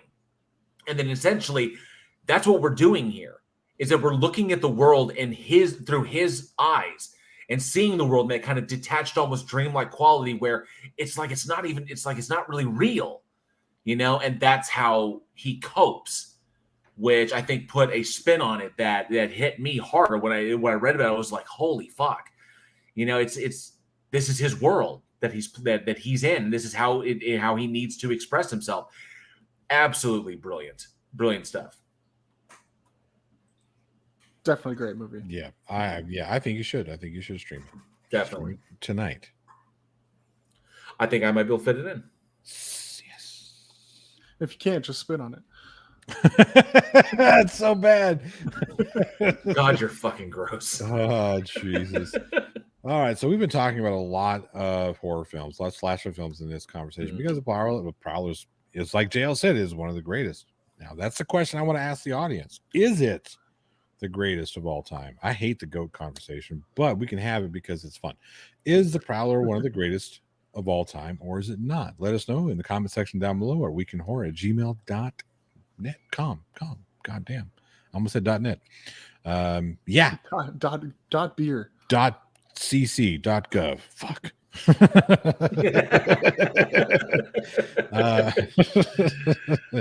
Yeah, I don't know. I don't like GOAT conversations because I think that, you have to look at there's so many things that go into it, but this is a good one to have because you can, with genre films specifically, you can look at greatest of all time. I mean, it's definitely got to be one of them. I think it's up there. Top 5. Top 3. I would top 3. Yeah. Because, I mean, if you look at, man, it's so tough. I'll haggle with you. Go top 4. You got. I'll meet you in the middle. We've now narrowed it down that it is JL's top. It's number 4. Okay, it's up there. It's big time up there. No, definitely. I mean, you look at the classic stuff, like you were talking about, Halloween, Nightmare on Elm Street. Anything Friday the 13th. Yeah, they're great movies and they're definitely classic stuff. But like outside of that, definitely, absolutely, probably number 1 or 2 outside of the big mainstream 3. Was the big 3, big 4? Obviously this one didn't get this in, but Happy Birthday to Me was good. April Fools was good, and this was good. All God, My right. Bloody Valentine. I want to watch that again. My Bloody Valentine. I think of that So- every time I hear that. I think of My Chemical Romance for some unknown reason. I don't know why. So, Alex, you want to take us home? Let's do it. Let's go. Actually, what was this? This came out November This is recent. 6th, 2020. Yeah. So yeah, not even a year old yet. Not even when this comes out, it won't even be a year old. No spoilers, JL. I know it's gonna be hard with this one. Not going to spoil this one. This one is The Dark and the Wicked. And this was directed by Brian Bertino, starring Marin Ireland, Michael Abbott Jr., Tom Nowicki, Xander Berkeley, Michael Zags, Lynn Andrews, Julie Oliver Touchstone. This movie follows a family getting ready for the death of their father. As the family kind of gathers, something happens. It's hard because you can't give away too much because it's right away. Something happens to the mother, and the children start to find out that there's something a little bit more sinister going on behind their mother's death. And the demonic presence in the house slowly takes over the family. Definitely. This Were you one's trying to anti-spoiler yourself, or were you listening to your wife? No, I was listening to my youngster says she couldn't reach the peanut butter crackers. It's a common problem, and unfortunately, this one. Oh, and hey, good to see you, NA. Thank you for joining. One of our amazing patrons. So thank you so much, NA. It's always great to see you, Angie. We will definitely continue that conversation on Discord. That's one we can definitely have there. Chris Durr, Music Channel. Good to see you. Says on Golden Pond was the scariest. It was so scary I didn't even see it. That's hilarious. Take it easy, Nerd Journal. Nerd Journal says got to run. We will definitely do that, amigo. So this one surprised me because typically with this kind of marketing, especially you look at the poster. Damn near no marketing. Yeah, you look at the poster and everything. I was kind of like, what are they? I mean, they're trying to push this kind of like, this is the kind of set it up for what kind of movie that it is. But this one kind of took me by surprise. I really, really enjoyed this one because it made you it was feel way creepy. more it was way more psychological. It was way creepier than I anticipated it was going to be. Way more atmospheric, and I loved how subdued it was. This is good minimalist horror where it comes out in nuance instead of in your face, and that's what I think subjects like when you talk about like the demonic presence that is affecting the siblings when they return home to this place. It's about fucking with their perception, fucking with their reality, and that makes it even because you never see a monster. It's not like there's this fucking Insidious or some shit. No, it's a thing that's kind of like in the corner of your vision that it just moved behind a tree, or it's some moving in the shadows, or it's the person standing right in front of you who's not really there. Xander Berkeley is always super effective when he goes creepy, and because he's got that slide. I was just about to say, and this has Xander Berkeley, who plays a very creepy role. That guy's so good. And though he's a priest, he's a priest, or a priest, yeah. And wasn't this a Shudder? This was a Shudder film, wasn't it? Mm-hmm. Like it was made by Shudder for Shudder. By Shudder for. By the people for the people. By the people. Yeah, no, it was good. RLJE Films. And I think it's Shudder distribution. I see. It was like an exclusive, wasn't it? That's where I saw it. Yeah. I don't think you can get it anywhere else.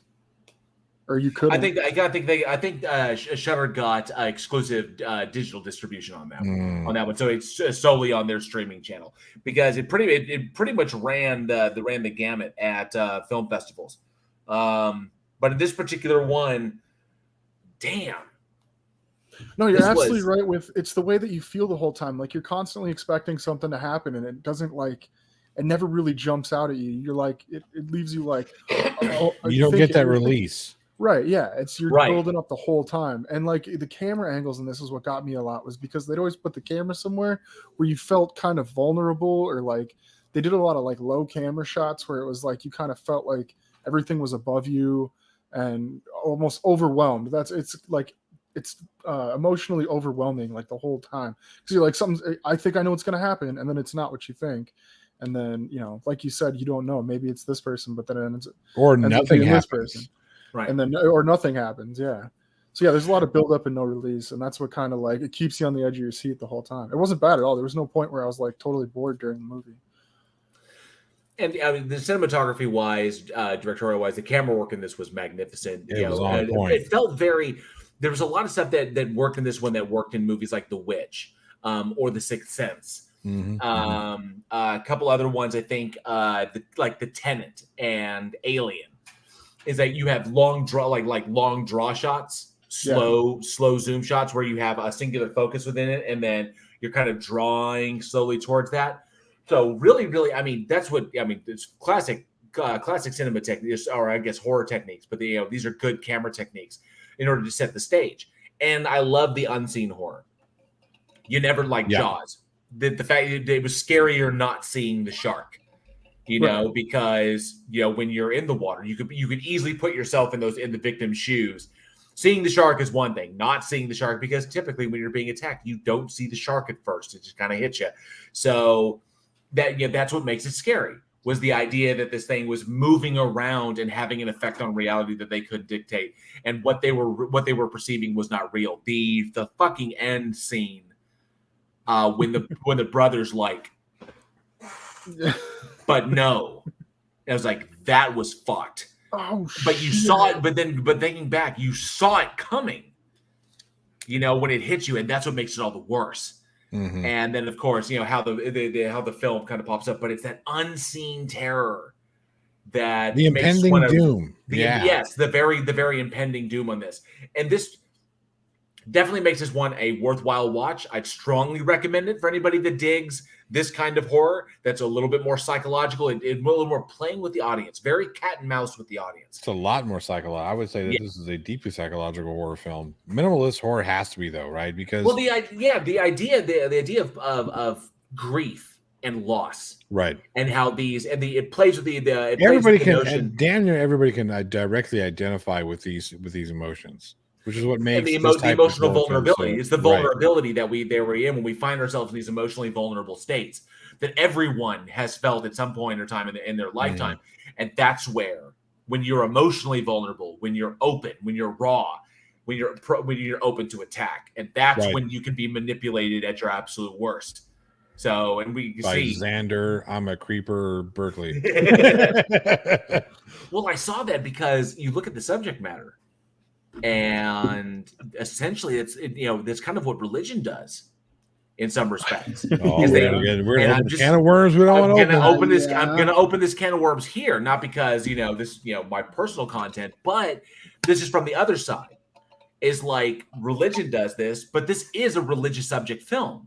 Yep. And maybe it's the writer kind of putting it in there because it's not essentially saying that it's not real, but both sides, good and bad. Whether it be, God or angels or demons and the devil, they both use the same tactics. Yeah. They both get in there when you are emotionally vulnerable, when you're open, when you are raw, when you're distracted, when you're distraught, when your thoughts are chaotic and your emotions are all over the place and you're just reeling from getting hit. That's when you're primed for attack. That's when you're open to susceptibility. Yep. When we can start playing with what you see, because already you've got things like bereavement hallucinations. And this is a documented thing from I think over 100 years ago. Doctors were talking, psychologists psychologists and doctors talking about bereavement hallucinations, seeing the deceased face everywhere. This is a common thing that people go through. Being in that fragile mental state opens you up to the influence, especially of the supernatural. And that's why I love it played with reality. What you're seeing is, is it what you want to see? Is it what you're hoping to see? Is it really there or not? And it disappears and it comes back. Ella Valentine, the little girl who is in this. And and if you remember her, she was the little girl in the movie The Monster with Zoe. The Monster was Zoe Kazan, or Zoe Kazan. And she is a magnificent little actress. She was great and dramatic in The Monster and creepy as fuck in this one. So But that's what I enjoyed so much about this one. This one is as a serious gem that I think everybody should take the opportunity. So the Prowler and this one here, The Dark and the Wicked. I think if you will need a double feature, those are two great movies to watch back to back and never sleep again. I'm afraid to go to school. I'm afraid to close the door. I'm afraid to look at Grandpa. I'm afraid. But yeah, so he's like Heather in the Blair Witch Project. I'm afraid to close my eyes. Yeah. I'm afraid to open them. Yeah, right. So we talked about how well crafted this was when it comes to using dread and impending doom, right? That you don't know what's going to happen, but you know that something is going to happen, and everything kind of plays into that. So the way that this film was crafted, good minimalistic horror is by far my favorite horror genre or subgenre because it works so well, because it gets you to do the work for them. Yes. You know what I mean? You think about the crazy shit, the scary shit. You're the one who builds the monster in your head. They don't ever have to show you a monster ever. It's why Blair Witch works so well. They never showed you a monster in Blair Witch. They just let you decide what the monster looked like. You built it. Saw worked really well because, again, it let you fill in the blanks where the first Saw let you fill in the blanks where the blood and guts were supposed to be. So that was more shocking and terrifying because it was happening in your head, not on the screen. Same thing with this movie. It allows the audience to become an active participant, not a willing participant, but an active participant in scaring the shit out of themselves. I do it all the time. I don't even need movies. The setup was good with the mom and the dad, and so like that, and I love that. We don't need the dialogue. Whispers in the dark works so well, and lighting. The lighting in this film was so fucking good. Mm-hmm.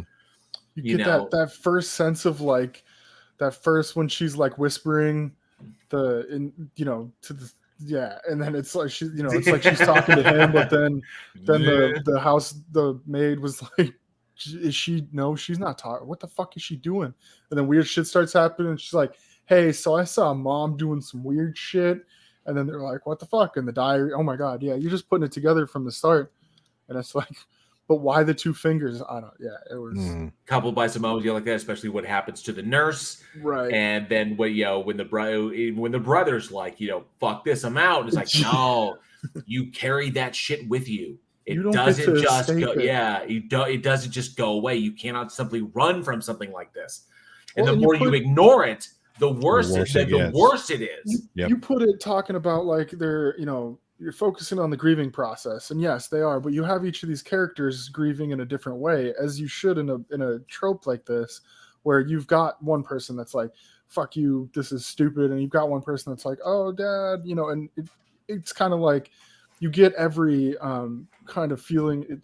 People grieve in different ways, and they show that, and they use that in the character development of each character, and then how they are susceptible, who's susceptible, who's the strongest at the end, and it's kind of cool that they can dive deep into that and still have a good entertaining movie. It's not like solely focused on being sad.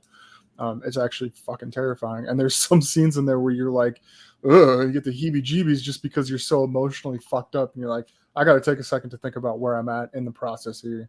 But it never lets you go. It never lets you like feel relief. And it's just, it's kind of, no, it's a good one. And it's recent. And I overlooked it completely. I had no idea it even existed until JL pointed it out.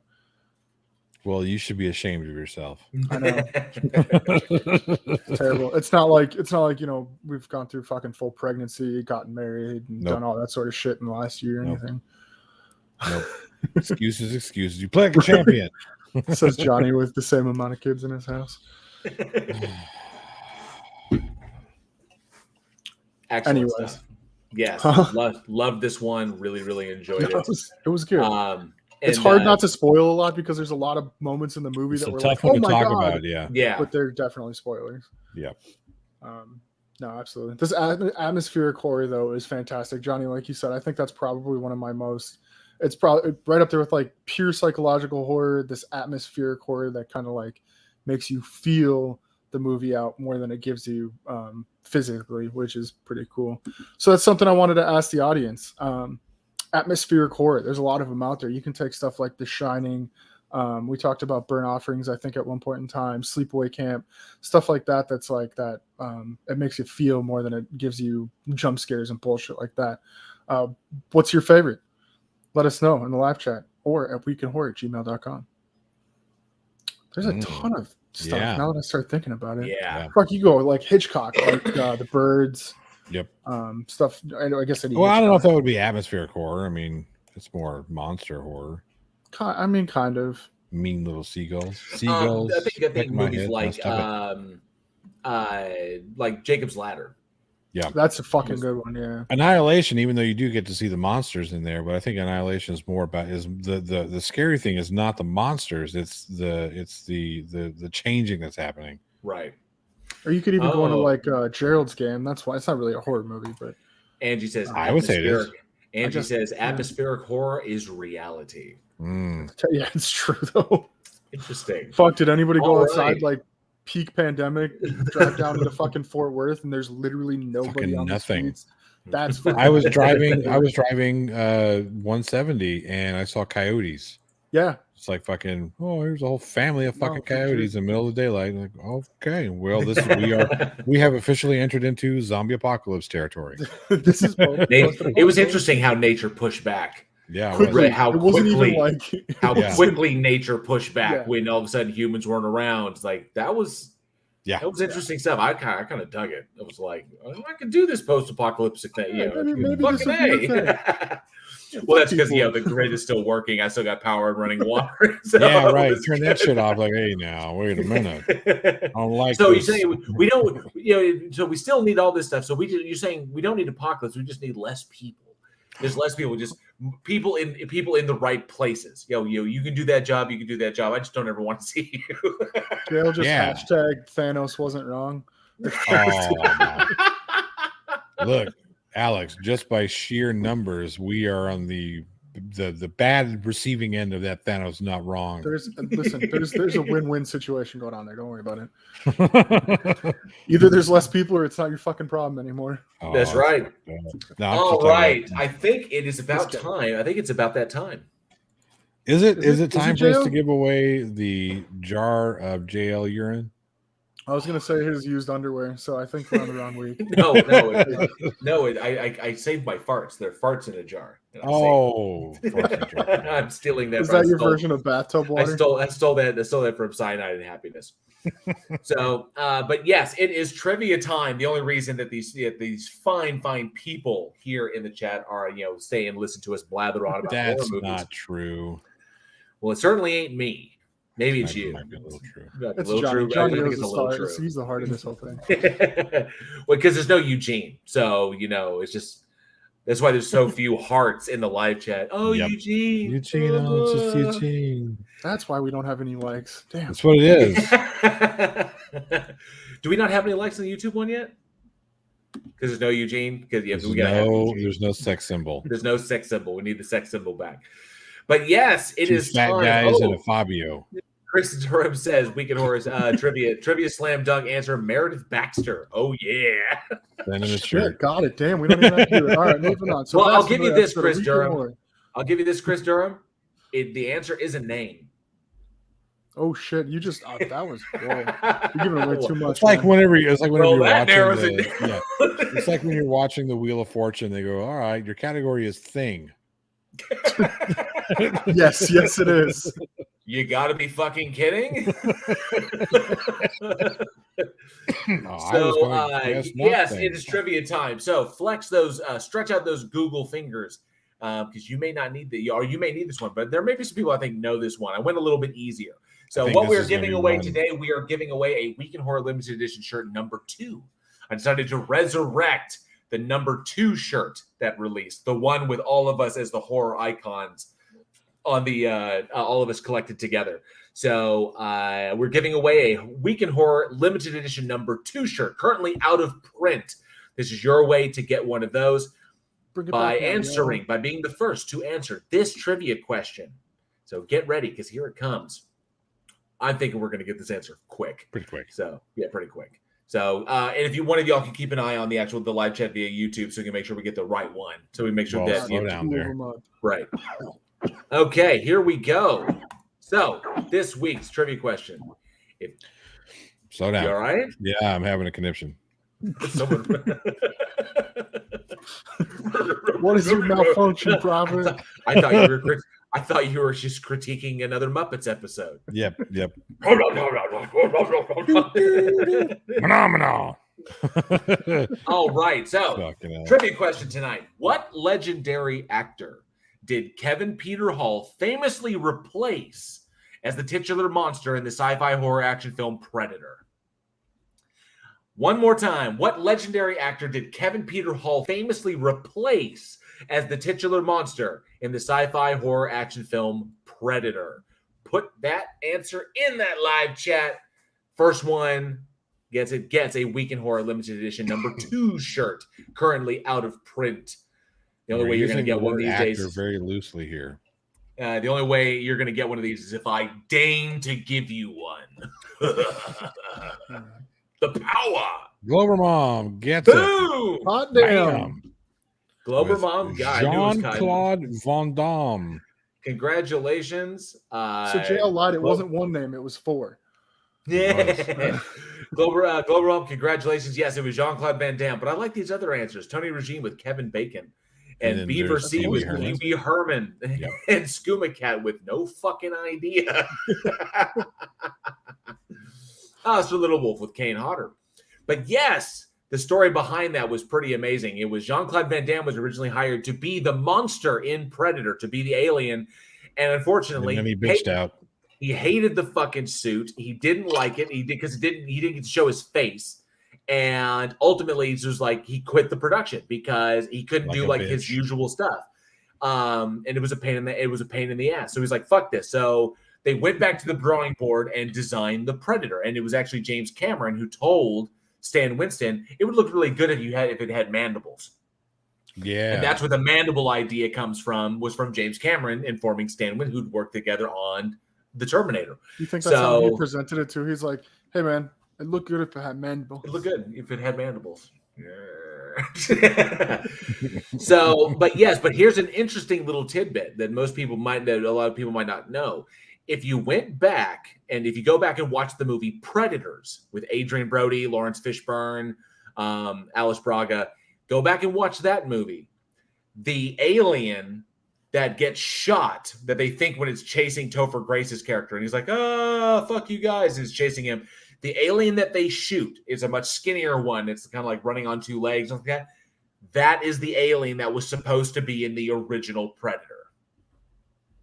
So Robert Rodriguez is like, let's pay homage to what was originally supposed to be, and they put that original fast alien in this particular one before they switched to the, because originally it was supposed to be, a fast alien versus Schwarzenegger's strength. Then they decided, fuck it, let's just go with something that just, makes Schwarzenegger look like a bitch. And so, but yeah, Van Damme. And yes, Glover was right. He does have a reputation for being difficult to work with. He also have a reputation for beating women. Yeah, not great. Fuck that guy. Wow. So yes, he did bitch out. So congratulations to Glober Mom. Let me make sure I write that down. And Glober Mom, I don't know if I have your shipping information. Get us your updated shipping information and the size of the shirt that you want. Message us that at either via the Discord or at weekinhorror@gmail.com. Let us know your updated shipping information and the size shirt you want, so we can update our fan file. Glover Mom won the LE number 2 shirt. Fucking plastic. Congratulations again. Thank you so much. You're so fast. So fast. That was really quick too. Mm-hmm. Really quick out of left field. And I guess that does it for us today. That brings another episode of Week in Horror to a close. Thank you all so much for listening. We loved having you, and we truly hope you enjoyed it. Join us next week when we look back at the Christopher Lee classic, Dracula Has Risen from the Grave. Psychological horror and magic, and no, not Magic the Gathering, the torture flick P2, and Coppola's epic Bram Stoker's Dracula, a film that was almost ruined by 2 actors. We'd like to send a special shout out to our amazing patrons who have helped us make the show the success it has become. Thank you all so much. We truly couldn't do this show without you. Also, be sure to check out Joshua Olsen's new store, www.badsamurai.store. Josh does all the amazing artwork for our limited edition t-shirts, and he has some amazing new designs that you will all be sure to love. The guy is great. Make sure if you got any kind of projects you need, go check him out. Badsamurai.store. Visit us at Visit us at weekinhorror.net, where you can find links to all of our episodes, our bios, our merch store at Teespring, and of course, enter your email for a permanent entry to win a mystery horror shirt every month, courtesy of $6shirts.com. Those are fun. For more horror entertainment, be sure to check us out on Facebook, Twitter, Instagram, all those socials. Followers get our daily splatter, which is a bit of horror movie info into your feed each and every day. Please do like, subscribe, and one-shot that bell like Jason Voorhees in a boxing match. So fun. For all the latest updates from the show, and to be sure to leave us a comment. The interactions really help us with that dreaded algorithm. Speaking of monsters. Yes, and lastly, that's a real monster. That's a real one. And lastly, if you truly love what we do here and would like and are able to support our production, you can do so through our Patreon. We have subscriber tiers as low as $1, bonus and exclusive content and horror films every month for our highest tiers. However, if you'd prefer, you can support the show through via. Did you get that one? Sorry, Angela. However, if you'd prefer, you can support the show through our PayPal as well. Links to everything, including our Discord community, where you can find film recommendations, trailers, trivia games, horror watch parties, and even interact directly with us, these assholes, are in the description down below. And as always, commenting, liking, and sharing this show with friends in your local horror community is the absolute best way to help us continue to grow. Mm-hmm. Thank you all for being the greatest audience a podcast could have. I'm Johnny O. I'm Alex. And I'm JL. We'll see you next week. And as always, stay scared. Happy Halloween, y'all. Happy Halloween. Yeah.